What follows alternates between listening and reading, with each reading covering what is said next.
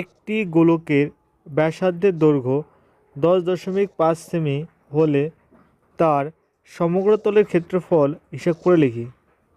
দেখো, গোলকের ব্যাসার্ধের দৈর্ঘ্য দেওয়া আছে 10.5 সেমি, তার মানে আর এর মান কত? 10.5 সেমি, বুঝলে? তারপরে দেখো, তার সমগ্র তলের ক্ষেত্রফল হিসাব করে লিখি।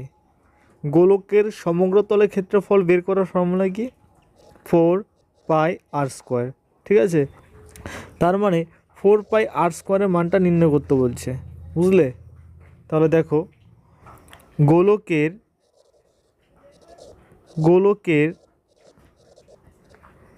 ব্যাসার্ধের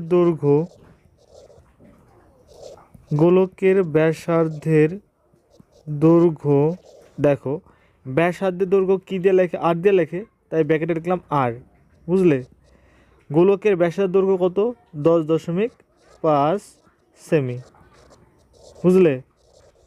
তারপরে দেখো, 10.5 সেমিটাকে ভগ্নাংশে নিয়ে আসবো। কত হবে? 21/2, এককটা লিখবো সেমি, বুঝলে? দেখো, যাতে কাটাকাটি করতে সুবিধা হয় তাই 10.5কে ভগ্নাংশে নিয়ে আসলাম, বুঝলে? এরপর দেখো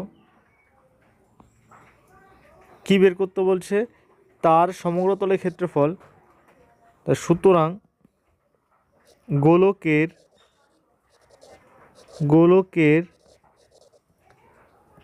সমগ্র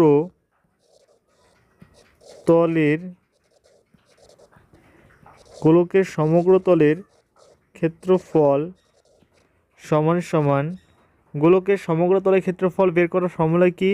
4πr²। ঠিক আছে, তারপর দেখো 4 লিখলাম, পায়ের মান হলো 22/7, 22/7 লিখলাম। এরপর দেখো কী আছে? r², আর এর মান কত? 21/2, তাহলে কি হবে? 21/2 গুণ 21/2, বুঝলে? তারপর দেখো 4কে 2 দিয়ে কাটবো, 2 হবে। 2কে 2 দিয়ে কাটলাম, তারপরে 7 দিয়ে 21কে কাটলাম, 3 হলো।